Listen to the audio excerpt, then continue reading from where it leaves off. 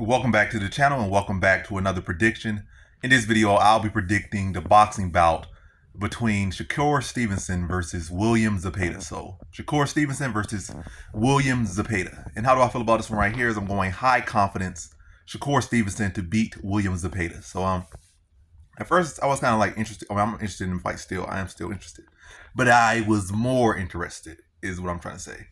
I thought Zepada had bigger threats for Shakur Stevenson. Some people are like, everybody gonna have their fans, everybody gonna have supporters, everybody gonna have their doubters and stuff. But the supporters of Zepada and the doubters of Stevenson and the haters and this stuff, where they were, slicing Zepada up to be more than what he is based off, what I've seen from him when I looked him up and watched his fights. But yeah, Zepada not really a big puncher. He got volume, but nothing too crazy. Not extremely accurate, and he's not extremely durable either. So a guy would think, people kind of hype him up to be, or people that were, either hating on Shakur or doubting Shakur or hyping Zepada up. You would think that Zepada is much bigger than he is. I'm not saying this in relation to Shakur, but I guess it's the same thing. You would think Zepada is much bigger. You would expect him to be a real good pocket puncher, have much heavier hands. But yeah, he's not that big. He might be a little bit bigger than Shakur, might be a little bit smaller than Shakur, but they're relatively the same size. Obviously, they're the same weight class, but sometimes these people in the same weight class, they be much bigger, much more filled out, cut more weight. But yeah, they're really relatively the same size. Whether one got a little bit bigger, a little bit is they're relatively the same size, so not much a factor. Zepada don't really got much power in his punch. He's not really a big hitter. He's just, pressure you, throw a lot of volume, not super technical. Shakur is way more technical, way better defense, way faster hands. And I think Shakur could beat him everywhere. I think Shakur could beat him in the pocket. I think he'd be at distance. Also, Zepada don't have no good wins. He struggled in both Tevin Farmer fights, and Tevin Farmer is nowhere near the level of Shakur. Shakur is literally pound for pound the least hit guy, the most accurate.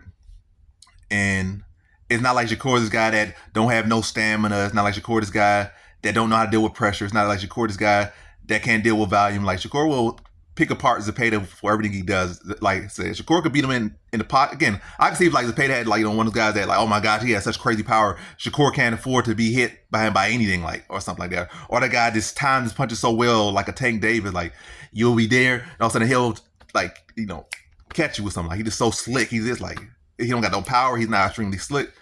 Like I say, he works hard. He puts up good volume, but again, nothing phenomenal, nothing noteworthy.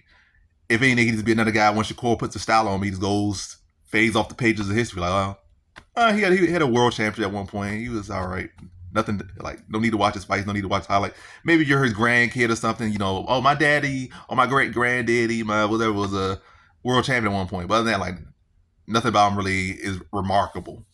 I think Shakur has better offense, better defense, better footwork, good eyes. And Shakur is not even just a guy that just he'll move his head a whole lot. Oh, look how slick and how much energy he spends. Shakur is again a truly elite defense, truly elite eyes, truly elite feet, and he's still young. So it's not like Shakur got caught in a knee bar last weekend and stuff. Now he don't have legs. Shakur got legs, he got head movement, he got good eyes, he got the reads, can slip his little shoulder in there, get some little defense there, move his head, good jab, good feet. So he can make you miss in a lot of different ways. Let's see, Tevin Farmer, small, cross-eyed. He can move his head well, but he got slow feet. He's smaller. He don't know how to deal with volume. He don't have extensive amateur background. He started fighting when he was 23 or something. So he has his levels to the game, and I think Shakur is going to be just how it was. I can't say levels. Tevin Farmer and Zepada are really on the same level. Zepada a little bit bigger, but between him and Shakur, y'all kind of on the same level, but Shakur is up here. I think Shakur is going to show levels and pick apart Zepada however he wants to. I think more so for Shakur, it's just about if he goes out there and if people say run, probably be smarter, because it's not even about what Zepada brings. It's the fact that Shakur got brittle hands. So you won't go in there and be pocket boxing for 12 rounds. Yeah, that can do damage to your hands that you don't need, where you can clearly just outskill the guy easily. Don't take much damage and get the same win. Either way, I think this fight going a distance. I think Shakur should do what he's typically done. And no need to risk your hands here. Maybe against a Tank Davis, a real money fight, if you get that fight. Maybe against a Haney, a real money fight. Maybe against a Ryan Garcia, a real money fight. A real big fight like that. Maybe you risk your hands and your health for that fight. But Zepada, who is Zepada? Go out there, school him, do what you typically do, get on to the next one. But yeah, Shakur's on a whole different level. I don't see Zepada having anything for Shakur. Like I said, he's gonna be out there. He's gonna be a good test, good sparring partner. But Shakur gonna tune him up and make it look easy. So in this one, I got Shakur Stevenson via decision.